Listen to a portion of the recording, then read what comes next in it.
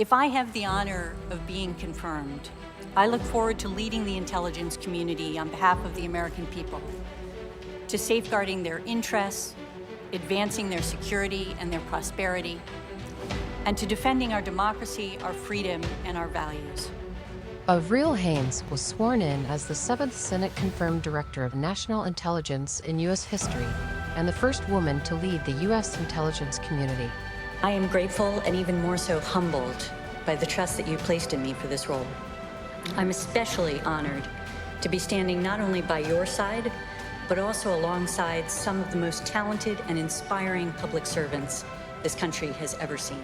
She understands the role of intelligence in policymaking and has deep expertise when it comes to working with members of the intelligence community, which include 18 different organizations. Are we paying attention to the resilience of our critical infrastructure and our work? And all of those things are going to be what's going to make us sufficiently agile and flexible to address the challenges of the future, but the people are at the absolute top of that list. And it is fundamental that we get the most talented folks that this society has to offer and bring them into the IC so that they can help us understand what's happening and be prepared for that future.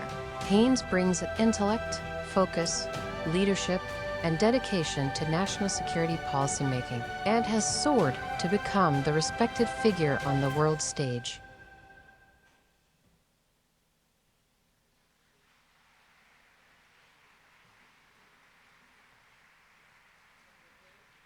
To present the Distinguished International Leadership Award, please welcome Atlantic Council International Advisory Board Chairman, Stephen J. Hadley.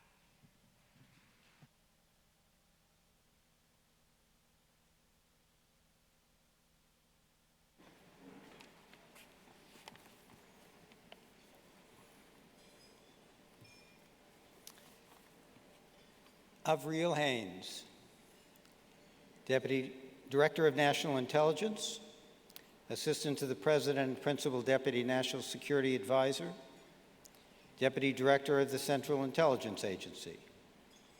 The first woman to hold each of these positions, 2 decades of service in all 3 branches of the federal government. This is the official record of Avril Haines' life as a public servant and her enormous contribution to the safety, security, and prosperity of our nation. But there's another story here of a truly remarkable person. For this story, we must turn to the unofficial record of her life as contained in a Newsweek article dated June 26, 2013. The picture here is of a person with a flair for adventure, an appetite for risk-taking, and an ability to overcome adversity. Some examples. From age 12 through 15, caring for a critically ill parent. After high school, as John mentioned, taking a year off to earn a brown belt at an elite judo school in Tokyo, Japan. Studying theoretical physics at the male-dominated and unwelcoming physics department of the University of Chicago. While in college, working as an auto mechanic, helping to rebuild Subaru internal combustion engines. Fighting her way back from a serious biking accident between her sophomore and junior years of college. The following summer, taking flying lessons in Princeton, New Jersey.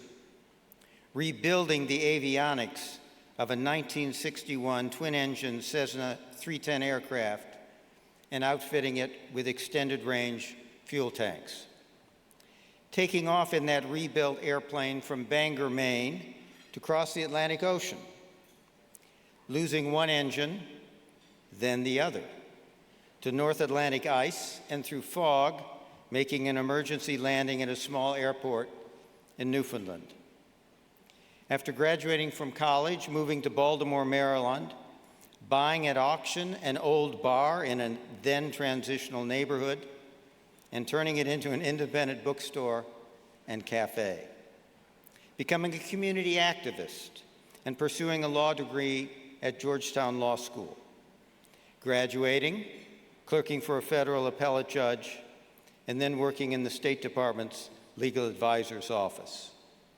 A 2-year stint working for the Senate Foreign Relations Committee under then-Chair Joe Biden, and in 2011, becoming Deputy Legal Counsel to the President for National Security Affairs. And as they say, the rest is history. An unusual route to the top, but then Avril Haines is an unusual and extraordinary person. All of this by someone described as having a sweet personality, humility bordering on shyness, and a deep empathy for others.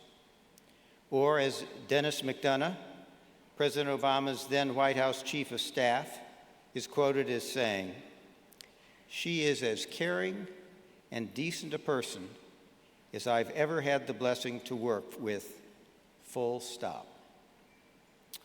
A person of humility, intellect, integrity, judgment, and a strong work ethic. Tonight it is a privilege for the Atlantic Council to be able to honor the Director of National Intelligence, Avril Haines. Please join me on the stage.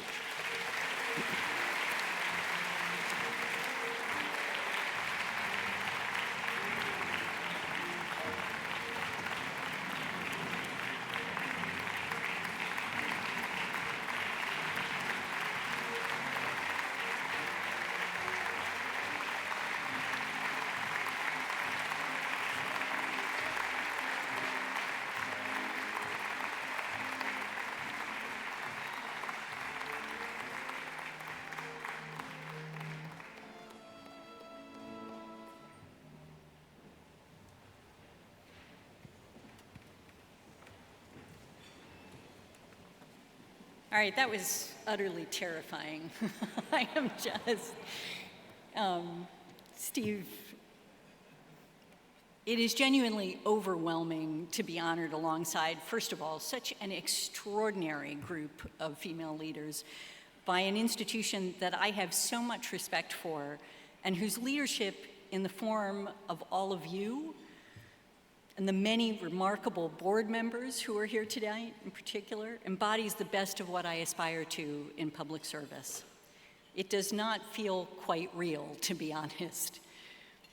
I also realize, though, that this award is really more of a testament to the work of the intelligence community that I have the privilege to represent, and the many thousands of officers who day and night around the world relentlessly work to advance our and our allies' national security, of which there are many, many women who are just, I think, looking out today at the extraordinary awardees who I am put up against, or which I have no business to be, but nevertheless and are inspired by them.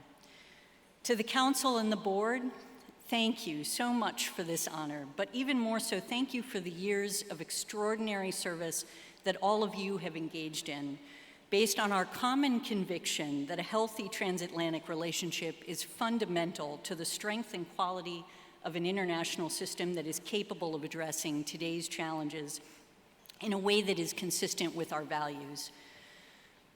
And Fred, you recently noted in testimony that we're living in an inflection point in our history where US leadership alongside allies and partners will have global and generational consequences, and I quite agree with that perspective. In our annual threat assessment, we talk about two sets of strategic challenges that are intersecting with each other and existing trends to intensify their national security implications in today's world. First, great powers, rising regional powers, and an evolving array of non-state actors are vying for influence and impact in the international system, including over the standards and rules that will shape the global order for decades to come.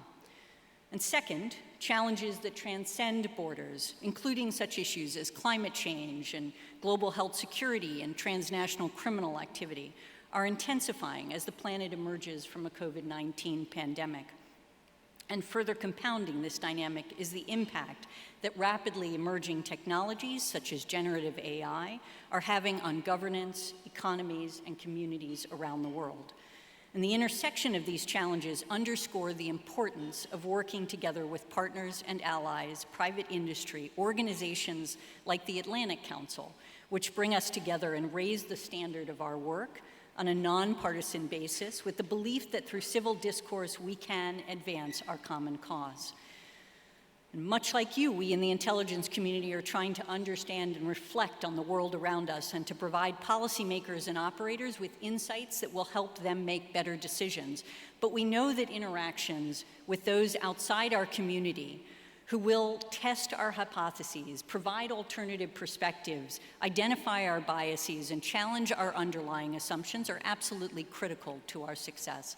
We know that the success of our mission depends on our ability to work with others across a range of fields and disciplines, and it requires us to engage with diverse voices and perspectives from all backgrounds and walks of life, voices and perspectives that are here tonight as a hallmark of what the Atlantic Council represents, demonstrating the degree to which you can and do enrich our daily work.